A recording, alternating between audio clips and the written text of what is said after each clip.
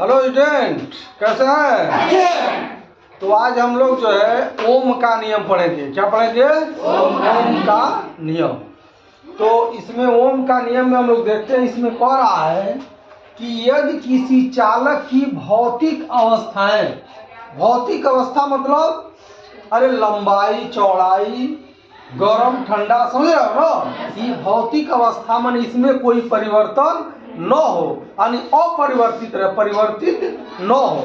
क्या कह रहा? अपरिवर्तित रहे, यानी किसी चालक की भौतिक अवस्थाएं क्या हो?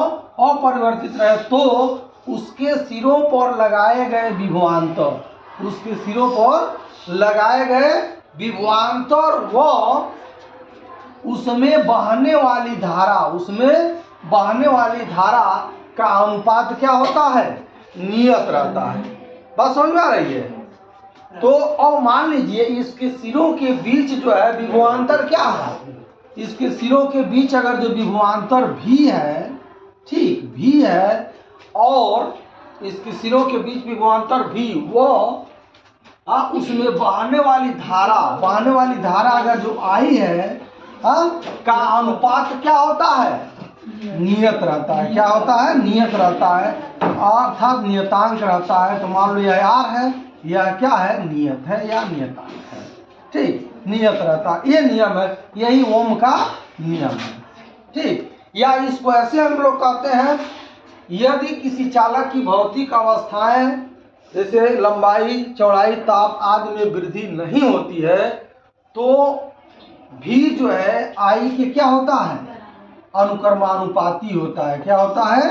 अनुक्रमानुपाती होता है। और जब हम लोग अनुक्रमानुपाती का चिन्ह हटाते हैं तो किसी न किसी कांस्टेंट से क्या करते हैं? गुणा करते हैं। तो इसलिए यह हो जाएगा v बराबर,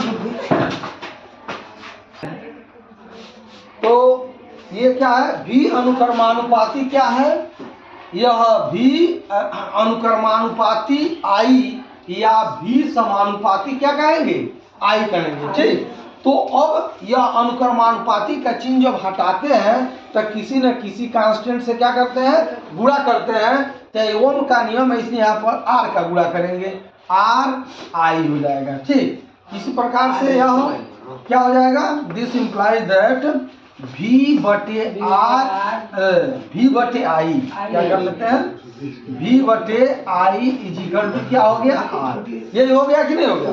देखो इधर ये क्या है? गुणे में, इधर आ गया तो क्या हो जाएगा? भाग में। तो इस प्रकार यहाँ पर मिल जाता है v upon I is equal to r।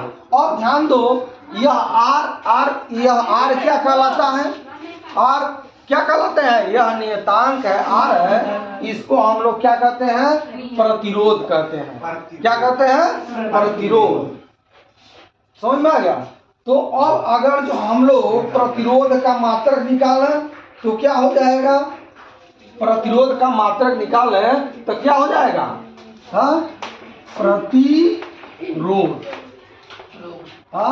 प्रतिरोध R का मात्रक क्या हो जाएगा?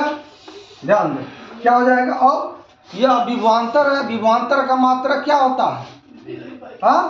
वोल्ट होता है। क्या होता है? वोल्ट। विभवांतर का मात्रक क्या होता है? वोल्ट।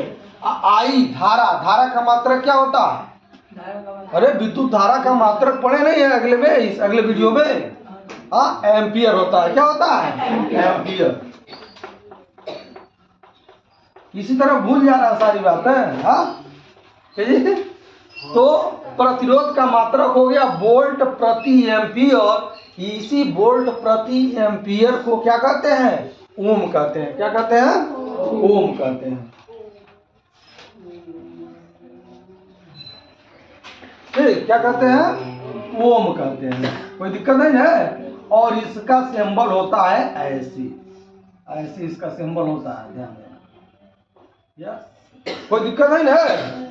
तो इस प्रकार हम लोगों ने ओम का नियम पढ़ा, और अगले वीडियो में इस ओम के नियम पर हम लोग प्रॉब्लम्स जो भी होंगे उसको देखा जाएगा। और इसमें जो है प्रतिरोधों को हम लोग जोड़ेंगे। जैसे मान लीजिए 2 या 2 से अधिक प्रतिरोध हो तो उसको हम लोग कैसे जोड़ेंगे ये देखेंगे। ठीक, काट दे, चलिए वैसे रहिए। काट।